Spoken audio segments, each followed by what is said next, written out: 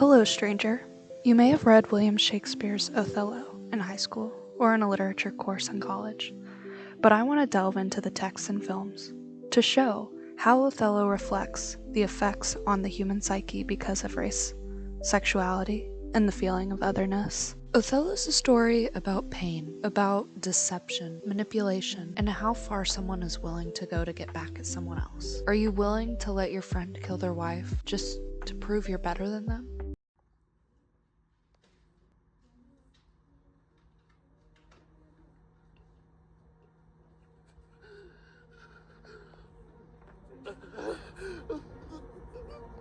Where should Othello go? How does that look now? It's not when we shall meet at come. This look of thine shall hurl my soul from heaven, and fiends will snatch at it all cold. In this video essay, I will argue that the character Othello is not just a tragic figure because of his personal flaws, but because of the way race and sexuality contributed to his internal struggle and ultimately his downfall. At its core, Othello is not just a tragedy about jealousy and betrayal. It's also about how race and otherness shape the ways individuals view themselves and interact with others. In particular, the character of Othello serves as a powerful lens in which we can examine the toll of living as an other or outsider in a world built on and sustained on prejudice. Now, what is the otherness that I'm referring to? The Oxford Dictionary defines the word as the qualify or the fact of being different. Through the theme of otherness, Othello's psyche is impacted by societal perceptions, insecurity, and manipulation. In the next clip, you will see the Heritage Theatre on Digital Theatre Plus perform and show one of the many times Iago uses Othello's fear of otherness to manipulate Othello into acting in a way atypical to his norm. Be prated, and spoke such scurvy and provoking terms against your honour, that with the little godliness I have, I did full hard forbearing. But I pray you, sir, are you fast married? But be assured of this, that the Magnifico is much beloved, and hath in his effect a voice potential as double as the Duke's. He will divorce you, or put upon you what restraint or grievance the law, with all his might to enforce it on, will give him cable. Let him do his spite. My services which I have done the Signori shall out-tongue his complaints. 'Tis yet to know which when I know that boasting is an honor. When Iago first tries to manipulate Othello, it was unsuccessful at first, but there was just enough truth about the racism Othello faced regularly to plant seeds of doubt in Othello's mind. In the movie O, which is an adaptation of Shakespeare's Othello, or Odin in this movie, find out that they've been lied to by Iago, or Hugo, and is furied to the point of threatening people around him, and he ends up killing himself.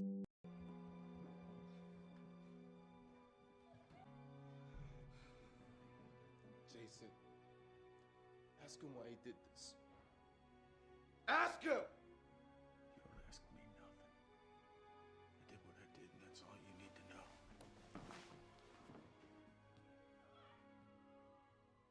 From here on out, I say nothing.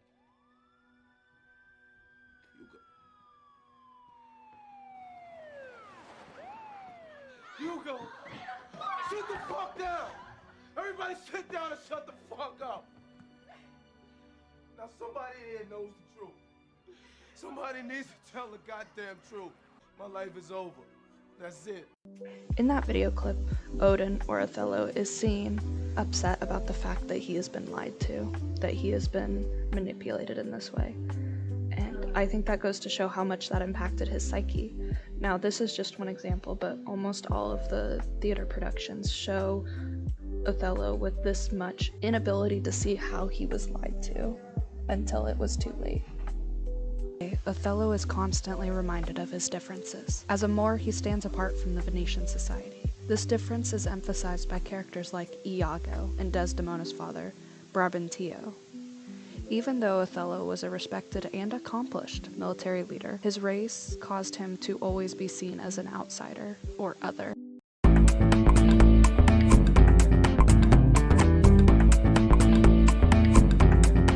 Before Othello was manipulated by Iago, his relationship with Desdemona seems like a match made in heaven. Desdemona didn't see Othello for his differences, but rather saw him as he was.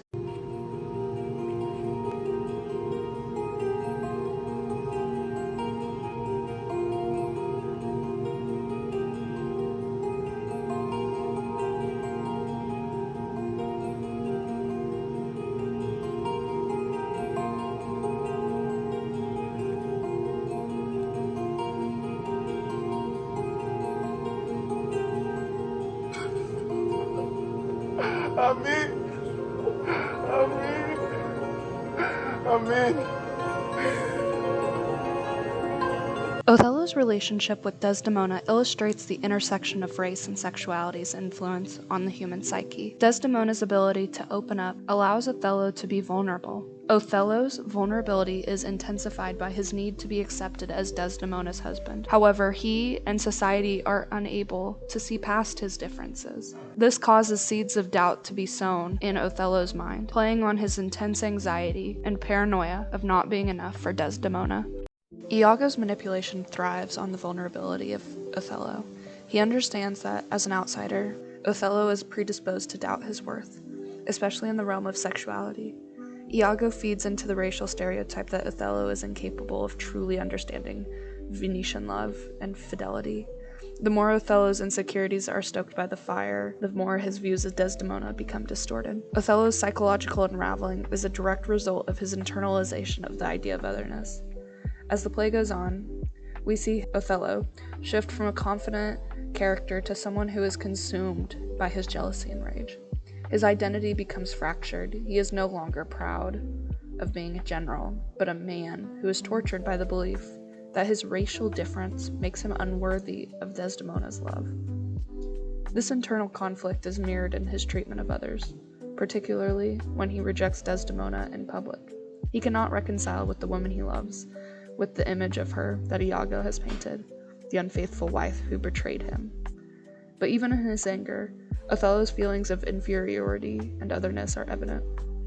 His actions are driven by the belief that he is an outsider. He is bound to be betrayed and deceived. The Norton Shakespeare by Stephen Greenblatt reinforces the ideas that I have transfixed within the story, and says, massive, collective, trans-historical forces, racism, ancient gender stereotypes, deep-rooted sexual and religious activities conspire against Othello and Desdemona.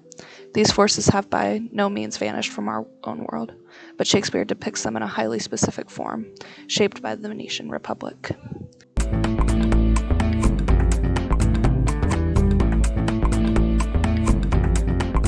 Hello, my name is Caitlin Seiwert, and I am a psychology major in my final year of my bachelor's degree in psychology at Emporia State University, and I will be pursuing a master's degree, so I'm headed towards that. I think I'm qualified to provide at least a baseline analysis. So, Caitlin, can you tell me what being other would do to someone's psychology? Sure, so this is something that we can look at a lot in social psychology and something that social psychology does look into. So when you think about like the stereotypical loner, that can often become a self-fulfilling prophecy. You complete behaviors based on the assumption of what the group at large is thinking of you or behaving without, actually having confirmation of that.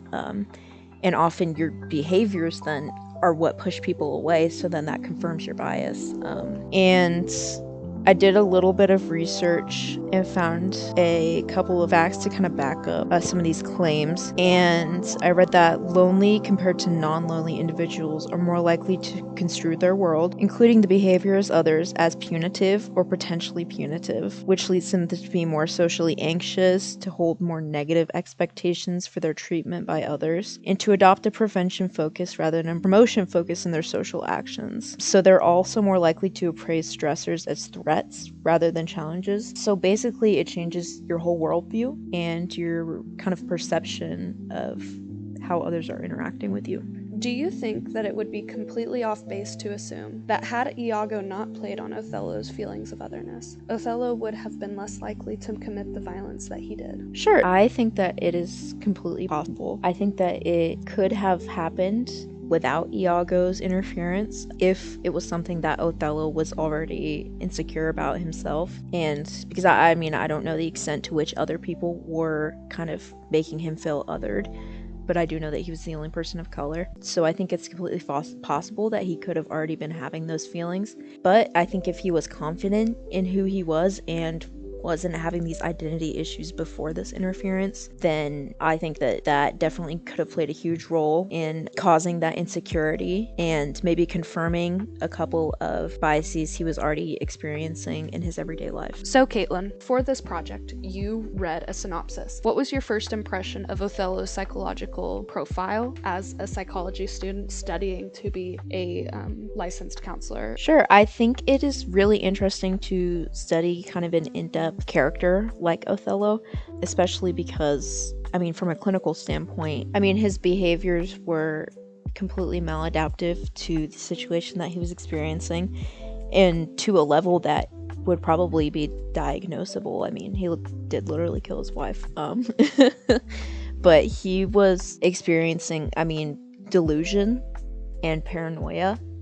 And I mean, we literally have a syndrome nicknamed after him. We have a condition nicknamed after him, I should say. That's called Othello syndrome.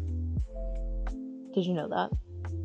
I found it when I was researching, but it's like obsession and delusion, like to almost the point of psychosis, when you think your partner is cheating. So it's so it's really interesting to have that like in-depth character analysis of why he behaved that way, and probably some of the self-fulfilling prophecies that he constructed. I mean, those were obviously aggravated by outside sources, but he had some interesting stuff going on in his own mind.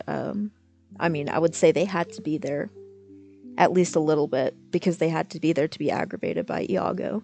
So I'm sure he already did have that perception of himself as an other, just based on his experiences.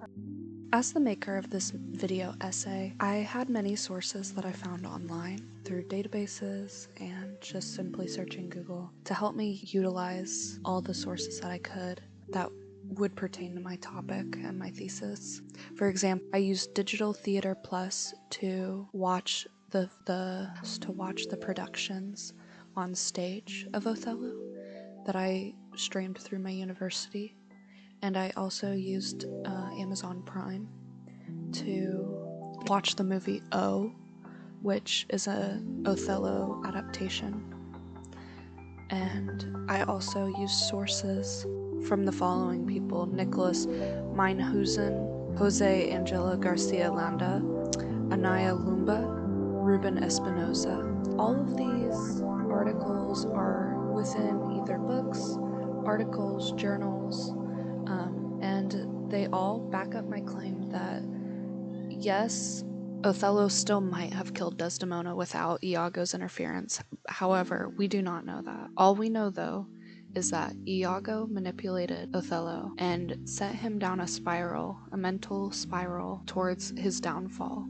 He manipulated him into killing his beloved wife and turning on himself. In every edition, he does horrific things. He takes advantage of people. He hurts them, all because Iago convinces him that right is left and left is right. He listens, and that's Othello's fault for listening to Iago, but there's still fault in Iago for doing that to Othello when he knew he was predisposed to these prejudice. As the maker of this video essay, I had many sources that I found online through databases and just simply searching Google to help me utilize all the sources that I could that would pertain to my topic and my thesis. For example, I used Digital Theater Plus to watch the productions on stage of Othello that I streamed through my university. And I also used Amazon Prime to watch the movie O, which is a Othello adaptation. And I also used sources from the following people: Nicholas Meinhusen, Jose Angelo Garcia Landa, Anaya Lumba, Ruben Espinosa. All of these articles are within either books, articles, journals, and they all back up my claim that, yes, Othello still might have killed Desdemona without Iago's interference. However, we do not know that. All we know, though, is that Iago manipulated Othello and sent him down a mental spiral towards his downfall. He manipulated him into killing his beloved wife and turning on himself. In every edition, he does horrific things. He takes advantage of people. He hurts them, all because Iago convinces him that right is left and left is right. He listens, and that's Othello's fault for listening to Iago, but there's still fault in Iago for doing that to Othello when he knew he was predisposed to these prejudice. In conclusion, Othello's story serves as a powerful reminder of the psychological and emotional toll that race and otherness and sexuality can play on the individual. Through Othello, Shakespeare invites us to examine our identities, shaped by race, sexuality, and social expectations, and how they can deeply affect our sense of self-worth and perception of the world around us. But ultimately, Othello is a tragedy, not only because of his jealousy or manipulation by Iago, but because of how he internalizes the notion of being an outsider. His psyche, shaped by the idea of otherness, leads him to destroy the very thing he sought to protect, his love for Desdemona. Thank you for watching. I hope you enjoyed this analysis of Othello.